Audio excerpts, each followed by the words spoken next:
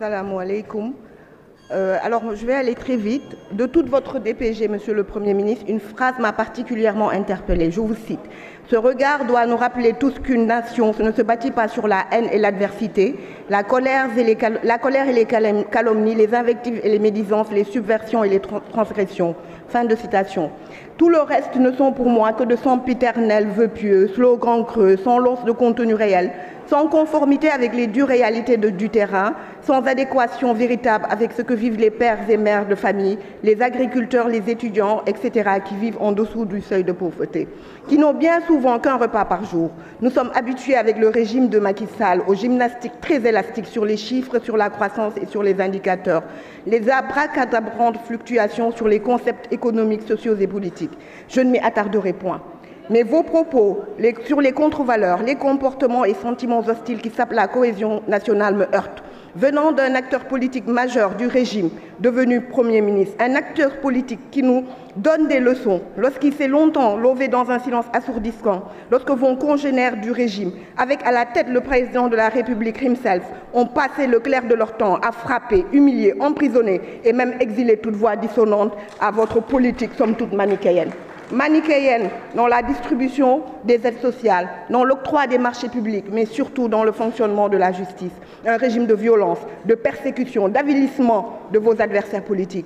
Par ailleurs, cela se ressent jusque dans vos slogans et leitmotifs. Combat, traque, prison, et le tout couronné par les sorties du président de la République, tout aussi violentes et antidémocratiques. Réduire l'opposition à sa plus simple exception, fagning, wachata ou que sais-je. Votre régime a semé les germes de la déchirure sociale. Votre régime est extrêmement violent et profondément injuste, avec un viscérable déséquilibre dans le traitement des citoyens et des politiques. J'en veux pour preuve la vidéo de votre fabuleuse demeure, bien plus opulente que la demeure du président Wade, qu'il partage avec Karim Meïssa Wade. Demeure acquise en 1968 et confisquée. Oui, confisquée lors de l'inadmissible tyrannie exercée contre un homme, une famille, un parti politique, par une juridiction d'exception au verdict à consommation locale, car rejetée par toutes les juridictions étrangères ou internationales. Cette CREI se voit être dotée chaque année d'un budget, mais demeure muette, sourde et aveugle. Lorsqu'un simple fonctionnaire de l'État nous présente sa demeure hollywoodienne, alors que des milliers de fonctionnaires commis de l'État ont travaillé pendant des décennies et peinent à avoir un bien.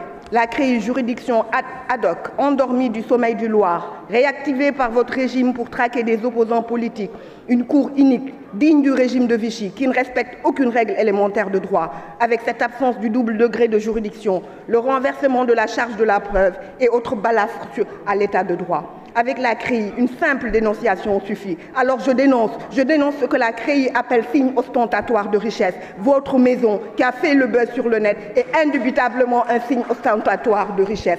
Dans le même sillage, je souhaite rappeler que Karim Meïssa Wade n'a jamais été poursuivi pour détournement de deniers publics et n'a jamais été épinglé par une quelconque cour de contrôle, contrairement au ministre et DG de Macky Sall. Et c'est en cela qu'il vous avait dit 0 plus 0 égale 0. Parce que malgré votre vingtaine de commissions rogatoires, l'utilisation d'instruments internationaux de traque, de fonds indus comme Tracfin, vous êtes rentré bredouille et avec des condamnations un peu partout dans le monde par les juridictions étrangères et internationales qui sont hors des frontières du Sénégal. Monsieur le Premier ministre, je m'insurge contre vos propos appelant à la cohésion nationale lorsque qu'une partie des Sénégalais sont traités comme des citoyens de seconde zone.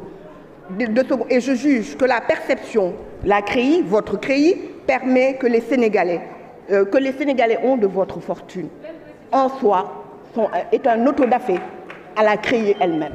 Merci, chers collègues. Malik Diop, Annie Meng se rapproche.